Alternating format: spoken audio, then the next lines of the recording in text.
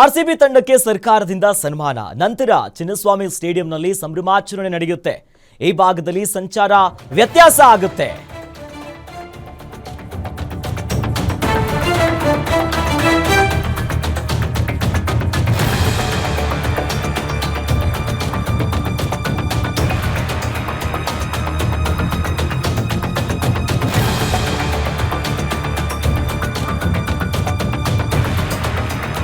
RCB ತಂಡಕ್ಕೆ ಸರ್ಕಾರದಿಂದ ಸನ್ಮಾನ ಆಗುತ್ತೆ. ನಂತರ ಚಿನ್ನಸ್ವಾಮಿ ಸ್ಟೇಡಿಯಂನಲ್ಲಿ ಸಂಭ್ರಮಾಚರಣೆ ಇದೆ. ಈ ಭಾಗದಲ್ಲಿ ಸಂಚಾರ ವ್ಯತ್ಯಾಸಗಳಾಗುತ್ತೆ. ಮೆರವಣಿಗೆಯ ಬಗ್ಗೆ ಇನ್ನೂ ಕೂಡ ಸ್ಪಷ್ಟತೆ ಇಲ್ಲ. ವಿಧಾನಸೌಧ ಕಾರ್ಯಕ್ರಮದ ನಂತರ ಮೆರವಣಿಗೆಯ ಬಗ್ಗೆ ತೀರ್ಮಾನವನ್ನ ಮಾಡಲಾಗುತ್ತೆ. ವಿಧಾನಸೌಧದ ಮುಂದೆ ಸಂಚಾರ ದಟ್ಟಣೆಯ ಸಾಧ್ಯತೆ ಇದೆ. ಮಧ್ಯಾಹ್ನದ ನಂತರ ಶಾಲಾ ಕಾಲೇಜುಗಳಿಗೆ ರಜೆಯನ್ನ ನೀಡೋದಕ್ಕೆ ಸೂಚನೆಯನ್ನ ನೀಡಲಾಗಿದೆ ಅನ್ನೋದಾಗಿ ಪೊಲೀಸ್ ಆಯುಕ್ತ ಆಗಿರುವಂತ ಬಿ ದಯಾನಂದ್ ಅವರು ಹೇಳಿಕೆ ಕೊಟ್ಟಿದ್ದಾರೆ. ಆಗಮಿಸುತ್ತಾ ಇದ್ದಾರೆ. ಅದಕ್ಕೆ ಈ ವರ್ಷದ IPL ಮ್ಯಾಚ್ನಲ್ಲಿ ವಿಜೇತರಾಗಿ ಟ್ರೋಫಿಯನ್ನು ಗಳಿಸಿರ್ತಕ್ಕಂತಹ RCB ತಂಡದವರು ಇವತ್ತು ಬೆಂಗಳೂರು ನಗರಕ್ಕೆ ಆಗಮಿಸುತ್ತಾ ಇದ್ದಾರೆ. ಅದಕ್ಕೆ ಪೂರಕವಾಗಿ ಬೆಂಗಳೂರು ನಗರ ಪೊಲೀಸರಿಂದ ನಾವು ವ್ಯಾಪಕವಾದಂತಹ ಒಂದು ಸುರಕ್ಷತಾ ಕ್ರಮಗಳನ್ನು ಕೈಗೊಂಡಿದ್ದೇವೆ.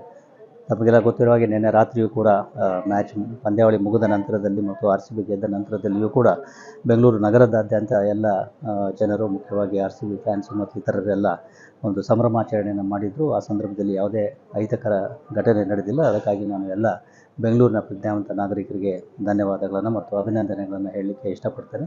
ಅದೇ ರೀತಿಯಲ್ಲಿ ಇವತ್ತು ಕೂಡ RCB ತಂಡದವರು ಏನು ಬೆಂಗಳೂರು ನಗರಕ್ಕೆ ಬರ್ತಾ ಇದ್ದಾರೆ, ಅವರಿಗೆ ಬೆಂಗಳೂರು ವಿಧಾನಸೌಧ ಶಕ್ತಿ ಕೇಂದ್ರ ಏನಿದೆ ಅದರ ಮುಂಭಾಗದಲ್ಲಿ ಸರ್ಕಾರದಿಂದ ಅವರಿಗೆ ಸನ್ಮಾನ ಹಾಗೂ ಪುರಸ್ಕಾರವನ್ನು ನೀಡಲಾಗಿದೆ. ಅದರಲ್ಲಿ ಮಾನ್ಯ ಮುಖ್ಯಮಂತ್ರಿಗಳು ಮತ್ತು ಮಾನ್ಯ ರಾಜ್ಯಪಾಲರು ಮತ್ತು ಇತರ ಹಿರಿಯ ಸರ್ಕಾರದ ಪ್ರಮುಖರೆಲ್ಲ ಅದರಲ್ಲಿ ಭಾಗವಹಿಸಲಿದ್ದಾರೆ. ಸೊ ಆ ಕಾರ್ಯಕ್ರಮದ ನಂತರದಲ್ಲಿ KCA ಸ್ಟೇಡಿಯಂನಲ್ಲಿ ಈ KCA ವತಿಯಿಂದ ಮತ್ತು RCB ತಂಡದ ವತಿಯಿಂದ ಕೆಲವೊಂದು ಸಂಭ್ರಮಾಚರಣೆಯ ಕಾರ್ಯಕ್ರಮಗಳನ್ನು ಆಯೋಜಿಸಲಾಗಿದೆ. ಇದೆಲ್ಲಕ್ಕೂ ಕೂಡ ನಾವು ಪೂರಕವಾಗಿ ಬೆಂಗಳೂರು ಎಲ್ಲ ಪೊಲೀಸರು ಕೂಡ ಇದರಲ್ಲಿ ತೊಡಗಿಸಿಕೊಂಡು ನಾವು ಬಂದೋಬಸ್ತ್ ಮಾಡ್ತೀವಿ.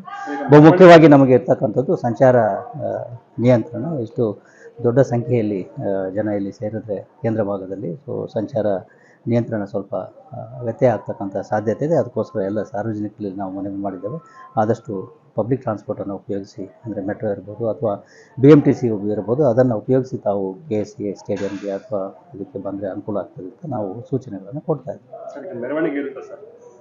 ಮೆರವಣಿಗೆ ಬಗ್ಗೆ ಇನ್ನೂ ಸ್ಪಷ್ಟತೆ ಇಲ್ಲ. ಬಟ್ ಈಗ ವಿಧಾನಸೌಧದ ಗ್ರ್ಯಾಂಡ್ ಸ್ಟೆಪ್ಸ್ನ ಮುಂದೆ ಆಗ್ತಕ್ಕಂಥ ಕಾರ್ಯಕ್ರಮದ ನಂತರದಲ್ಲಿ ಅವರನ್ನು ಸ್ಟೇಡಿಯಂಗೆ ನಾವು ತೆಗೆದುಕೊಂಡು ಹೋಗ್ತದೆ. ಅದರ ರೂಪರೇಷೆಗಳು ಇನ್ನು ಅದು ಗೊತ್ತಿಲ್ಲ. ಅವ್ರು ಯಾವುದು ವ್ಯವಸ್ಥೆ ಮಾಡ್ಕೊಂಡಿದ್ದಾರೆ, ನನಗೆ ಅದ್ರ ಬಗ್ಗೆ ಮಾಹಿತಿ ಇಲ್ಲ. ಯಾವುದೇ ಇದ್ರೂ ಕೂಡ ನಾವು ಅದಕ್ಕೆ ಪೂರಕವಾದಂಥ ವ್ಯವಸ್ಥೆಯನ್ನು ಮಾಡ್ತೇವೆ. ಸ್ಟೇಡಿಯಂನಲ್ಲಿ ಈಗ ಅವರು ಒಂದು ಆನ್ಲೈನ್ ಟಿಕೆಟಿಂಗ್ ಅಥವಾ ಪಾಸ್ ವ್ಯವಸ್ಥೆಯನ್ನು ಮಾಡಿದ್ದಾರೆ. ಸೊ ದಟ್ ಬರ್ತಕ್ಕಂಥ ವ್ಯಕ್ತಿಗಳ ಒಂದು ಮಾಹಿತಿ ಮತ್ತು ರೆಗ್ಯುಲೇಟ್ ಆಗಲಿಕ್ಕೆ ಅಂತೇಳಿ ಆನ್ಲೈನಲ್ಲಿ ಟಿಕೆಟನ್ನು ತೆಗೆದುಕೊಂಡು ಅವರು ಬರಬೇಕಾಗ್ತದೆ. ಅದನ್ನು ಸ್ಟೇಡಿಯಂನವರು ಮತ್ತು ಈ RCB ತಂಡದವರು ಬಹುಶಃ ಮಾಡ್ತಾರೆ. ವಿಧಾನಸೌಧದ ಮುಂದೆ ಎಷ್ಟು ಜನ ಸೇರೋಕ್ಕೆ ಅವಕಾಶ ಇದೆ? ವಿಧಾನಸೌಧದ ಮುಂದೆ